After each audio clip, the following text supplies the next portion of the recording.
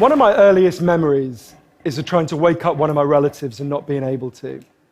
And I was just a little kid, so I didn't really understand why. But as I got older, I realized we had drug addiction in my family, including later cocaine addiction. I've been thinking about it a lot lately, partly because it's now exactly 100 years since drugs were first banned in the United States and Britain, and we then imposed that on the rest of the world. It's a century since we made this really fateful decision to take addicts and punish them and make them suffer because we believed that would deter them, it would give them an incentive to stop. And a few years ago, I was looking at some of the addicts in my life who I love and trying to figure out if there was some way to help them. And I realized there were loads of incredibly basic questions I just didn't know the answer to. Like, what really causes addiction? Why do we carry on with this approach that doesn't seem to be working? And is there a better way out there that we could try instead? So I read loads of stuff about it, and I couldn't really find the answers I was looking for. So I thought, okay, I'll go and sit with different people around the world who've lived this and studied this and talk to them and see if I can learn from them. And I didn't realize I would end up going over 30,000 miles at the start, but I ended up going and meeting loads of different people, from a transgender crack dealer in Brownsville, Brooklyn, to a scientist who spends a lot of time feeding hallucinogens to mongooses to see if they like them. It turns out they do, but only in very specific circumstances. To the only country that's ever decriminalized all drugs, from cannabis to crack, Portugal. And the thing I realized that really blew my mind is almost everything we think we know about addiction is wrong. And if we start to absorb the new evidence about addiction, I think we're going to have to change a lot more than our drug policies. But let's start with what we think we know, what I thought I know, right? Let's think about this middle row here, right? Imagine all of you, for 20 days now, went off and used heroin 3 times a day. Some of you look a little bit more enthusiastic than others at this prospect. Don't worry, it's just a thought experiment. Imagine you did that, right? What would happen? Now, we have a story about what would happen that we've been told for a century. We think because there are chemical hooks in heroin, as you took it for a while, your body would become dependent on those hooks, you'd start to physically need them, and at the end of those 20 days, you'd all be heroin addicts, right? That's what I thought. First thing that alerted me to the fact something not right with this story is when it was explained to me, if I step out of this TED Talk today and I get hit by a car and I break my hip, I'll be taken to hospital and I'll be given loads of diamorphine. Diamorphine is heroin. It's actually much better heroin than you're ever going to buy on the streets, because the stuff you buy from a drug dealer is contaminated, actually very little of it is heroin, whereas the stuff you get from the doctor is medically pure. And you'll be given it for quite a long period of time. There are loads of people in this room who may not realize that you've taken quite a lot of heroin, right? And anyone watching this anywhere in the world, this is happening. And if what we believe about addiction is right, those people are exposed to all those chemical hooks. What should happen? They should become addicts. This has been studied really carefully. It doesn't happen. You will have noticed if your grandmother had a hip replacement, she didn't come out as a junkie. And when I learned this, it just seemed so weird to me, so contrary to everything I'd been told, everything I thought I knew. I just thought it couldn't be right. Until I went and met a man called Bruce Alexander, who's a professor of psychology in Vancouver, who carried out an incredible experiment that I think really helps us to understand this issue. Professor Alexander explained to me, the idea of addiction we've all got in our heads, that story, comes partly from a series of experiments that were done earlier in the 20th century. They're really simple experiments. You can do them tonight when you go home if you feel a little bit sadistic. You get a rat and you put it in a cage, and you give it 2 water bottles. One is just water, and the other is water laced with either heroin or cocaine.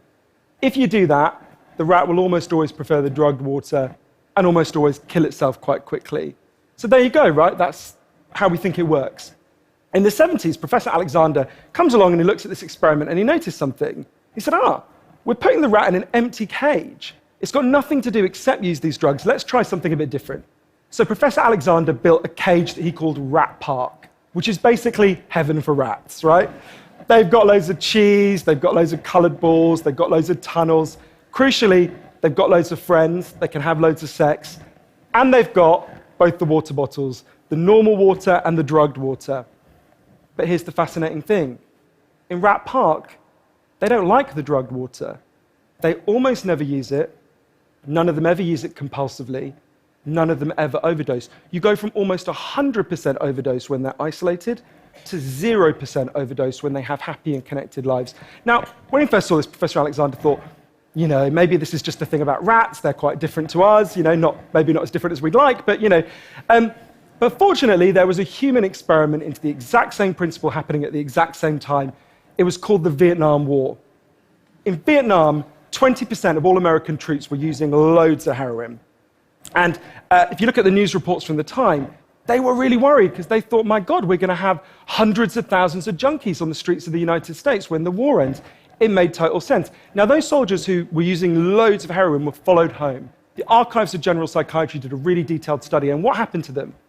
It turns out they didn't go to rehab. They didn't go into withdrawal. 95% of them just stopped. Now, if you believe the story about chemical hooks, that makes absolutely no sense. But Professor Alexander began to think there might be a different story about addiction. He said, what if addiction isn't about your chemical hooks? What if addiction is about your cage?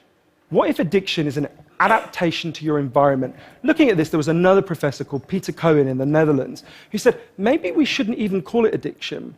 Maybe we should call it bonding. Human beings have a natural and innate need to bond.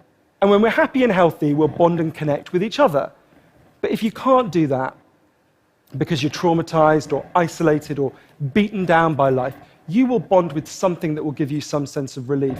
Now, that might be gambling, that might be pornography, that might be cocaine, that might be cannabis. But you will bond and connect with something because that's our nature. That's what we want as human beings. And I think, at first I found this quite a difficult thing to get my head around. But one way that helped me to think about it is, and I can see, I've got over by my seat there a bottle of water, right? I'm looking at lots of you, and lots of you have bottles of water with you, right? Forget drugs, forget the drug war. Totally legally, all of those bottles of water could be bottles of vodka, right? We could all be getting drunk, I might after this. But we're not, right? Now, because you've been able to afford the approximately £1 gazillion that it costs to get into a TED Talk, I'm guessing you guys could afford to be drinking vodka for the next 6 months. You wouldn't end up homeless. You're not going to do that. And the reason you're not going to do that is not because anyone's stopping you. It's because you've got bonds and connections that you want to be present for. You've got work you love. You've got people you love. You've got healthy relationships. And a core part of addiction, I came to think, and I believe the evidence suggests, is about not being able to bear to be present in your life. Now, this has really significant implications. The most obvious implications are for the war on drugs, right? In Arizona, I went out with a group of women who were made to wear T-shirts saying I was a drug addict and go out on chain gangs and dig graves while members of the public could jeer at them. And when those women get out of prison, they're going to have criminal records that mean they'll never work in the legal economy again. Now, that's a very extreme example, obviously, in the case of the chain gang, but actually almost everywhere in the world we treat addicts to some degree like that. We punish them, we shame them, we give them criminal records, we put barriers between them reconnecting. There was a doctor in Canada, Dr. Gabor Mate, an amazing man, who said to me, if you wanted to design a system that would make addiction worse, you would design that system. Now, there's a place that decided to do the exact opposite, and I went there to see how it worked. In the year 2000, Portugal had one of the worst drug problems in Europe. 1% of the population was addicted to heroin, which is kind of mind-blowing. And every year, they tried the American way more and more. They punished people and stigmatized them and shamed them more. And every year, the problem got worse. And one day, the Prime Minister and the leader of the opposition got together and basically said, look, we can't go on with a country where we're having ever more people becoming heroin addicts. Let's set up a panel of scientists and doctors to figure out what would genuinely solve the problem. And they set up a panel led by an amazing man called Dr. João Goulão to look at all this new evidence. And they came back and they said, decriminalize all drugs, from cannabis to crack. But, and this is the crucial next step, take all the money we used to spend on cutting addicts off, on disconnecting them, and spend it instead on reconnecting them with the society. And that's not, essentially, that's not really what we think of. What they did wasn't really what we think of as drug treatment in the United States and Britain. So they do residential rehab, they do psychological therapy that does have some value. But the biggest thing they did was the complete opposite of what we do. A massive program of job creation for addicts and microloans for addicts to set up small businesses. So say you used to be a mechanic. When you're ready, they go to a garage and they'll say, if you employ this guy for a year, we'll pay half his wages. The goal was to make sure that every addict in Portugal had something to get out of bed for in the morning. And when I went and met the addicts in Portugal, it's fascinating. What they said is, as they rediscovered purpose, they rediscovered bonds and relationships with the wider society. It'll be 15 years this year since that experiment began, and the results are in. injecting drug use is down in Portugal, according to the British Journal of Criminology, by 50%, 50%. Overdose is massively down. HIV is massively down among addicts. Addiction in every study is significantly down. One of the ways you know it's worked so well is that almost nobody in Portugal wants to go back to the old system. Now, that's the kind of political implications. I actually think there's a layer of implications to all this research below that. You know, we live in a culture where people feel really increasingly vulnerable to all sorts of addictions, whether it's to their smartphones or to shopping or to eating. You know, before these talks began, you guys know this, that we were told we weren't allowed to have our smartphones on. And I have to say, a lot of you looked an awful lot like addicts who were being told their dealer was going to be unavailable for the next couple of hours. And, you know, a lot of us feel like that. And it might sound weird to say, oh, you know, I've been talking about how disconnection is a major driver of addiction. But weird to say it's growing because you think, well, we're the most connected society there's ever been, surely. But I increasingly began to think that the connections we have, we think we have, are like a kind of parody of human connection. If you have a crisis in your life, you'll notice something. It won't be your Twitter followers who come to sit with you. It won't be your Facebook friends who help you turn it round. It'll be your flesh and blood friends who you have deep and nuanced and textured face-to-face relationships with. And I think there's a study I learned about from Bill McKibben, the environmental writer, I think tells us a lot about this. It looked at the number of close friends the average American believes they can call on in a crisis. That number has been declining steadily since the 1950s. The amount of floor space an individual has in their home has been steadily increasing.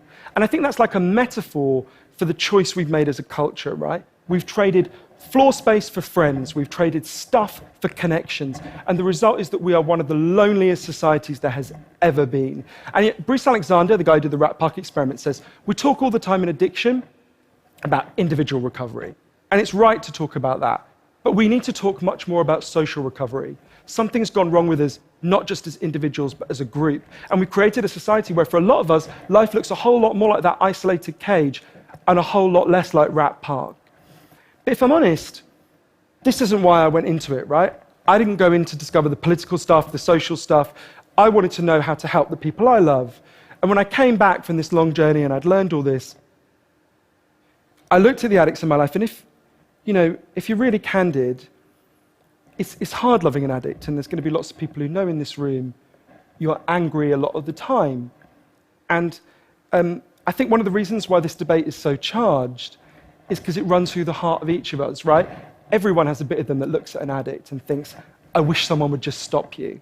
And the kind of script we're told for how to deal with the addicts in our life is typified by, I think, by the reality show Intervention. If you guys haven't seen it, I think everything in our lives is typified by reality TV, but that's another TED Talk. If you've never seen the show Intervention, it's a pretty simple premise.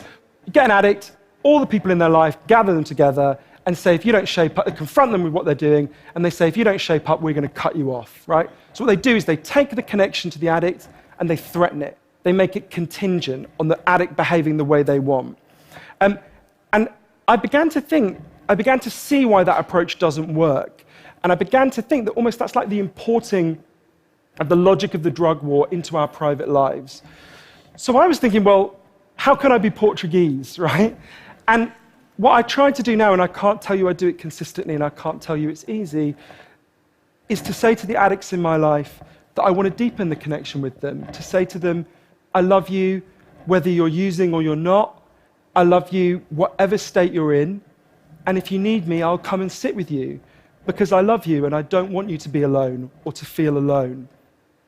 And I think the core of that message, you're not alone, we love you, has to be at every level of how we respond to addicts, socially, politically, and individually.